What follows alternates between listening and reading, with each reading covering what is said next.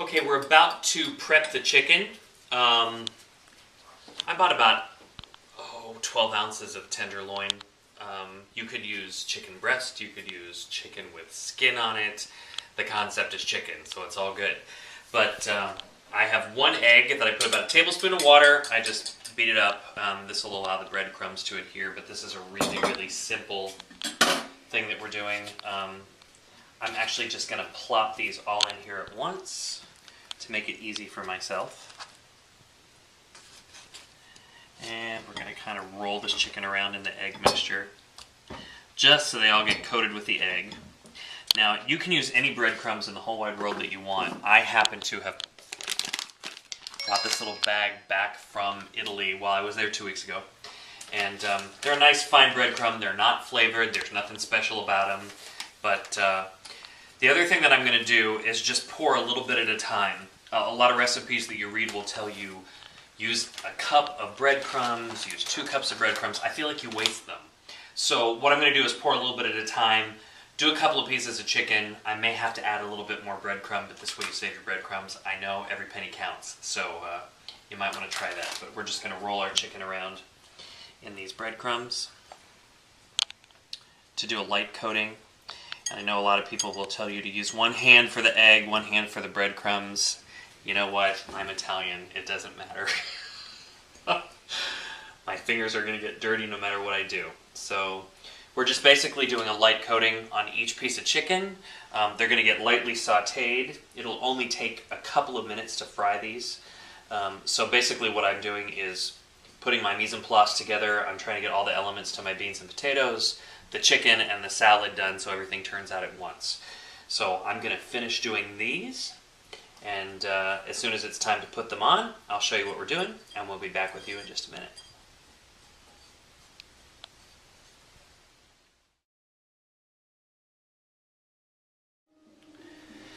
Now we're at that point of our dinner that we're prepping here that we need to put our dessert in the oven. The bread pudding is so simple. We're going to crack 4 eggs into a very large bowl.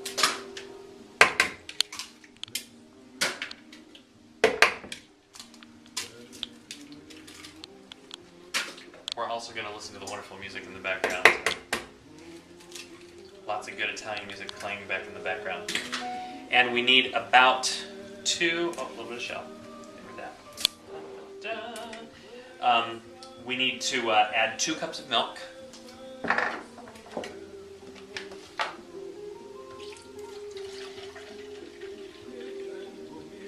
The good thing about this particular bread pudding is that it's kind of skinny, because you could use skim milk if you want to.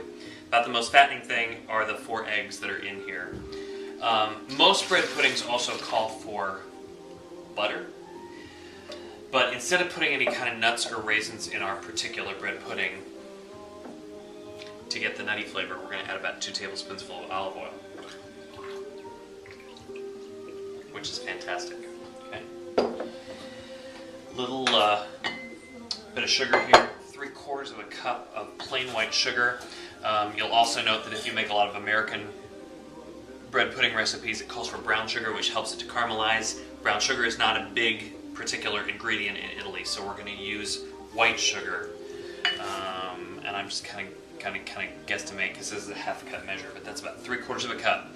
The beautiful thing about desserts in Italy, at least for me, is the fact that most of the desserts are not very sweet.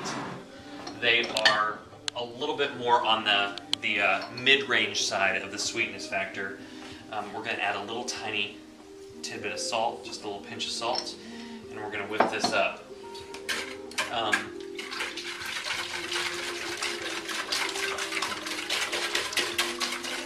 There's not much in Italy that you'll find that's ooey gooey like we have here, like cinnamon rolls or any kind of disgusting over-the-top cake with lots of icing. For the most part, it's kind of a mid-range in the sweetness factor. We want to add about a teaspoon of vanilla. Hopefully you have pure vanilla extract. I'm thinking that's about a teaspoon. And to give it a little bit of a nutty flavor on top of the olive oil, we're going to add a little bit of amaretto. 2 tablespoons 3 tablespoons. 4 tablespoons, what the heck. Okay. That'll give us a nice almondy, nutty flavor to the dessert. We're going to whip that up.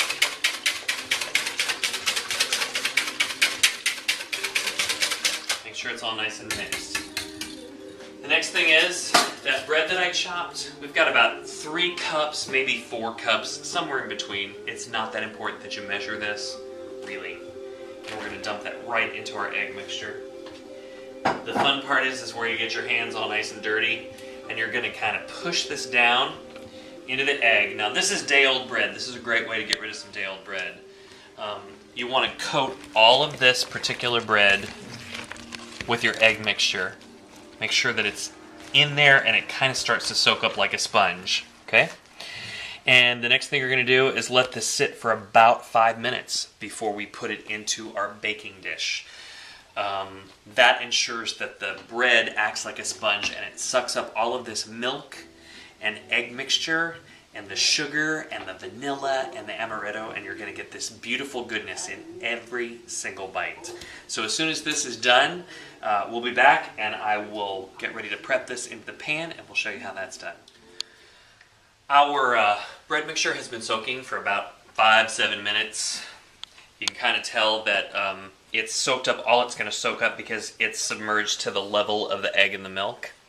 And I've lightly buttered. I could have used olive oil, but I did this ahead of time, so I used butter instead because the olive oil would drip to the bottom.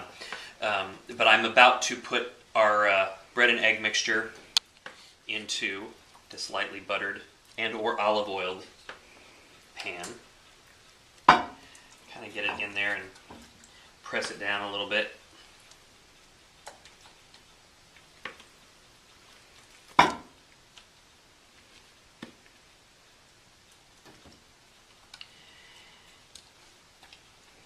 Try to make it even so it cooks evenly.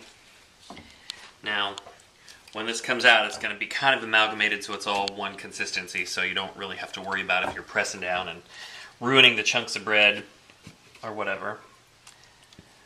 But I'm going to get this whole thing in here.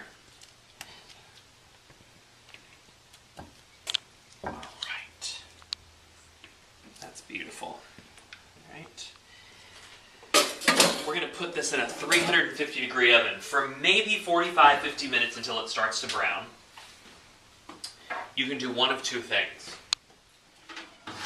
If you like your bread pudding slightly moist, you can make kind of a bain-marie, which is a water bath that you might do with a cheesecake or such, which I happen to like, meaning that I'm going to take maybe 4 or 5 cups of water, and we're going to find something large enough that I can pour this around to bring it almost halfway up the sides. That's going to keep our bread pudding nice and moist. I'm going to put the lid on it. If you don't have a fancy baking dish, you can put it in something that's aluminum and put a piece of aluminum foil across the top. It really doesn't matter. The point is you want it to be covered maybe the last 10 minutes, about 35 minutes, 40 minutes of cooking. We're going to take the lid off to allow the top to brown up just a little tiny bit. This should be done in approximately 45 to 50 minutes. Make sure that you carefully push this back in since you've got a lot of water in there.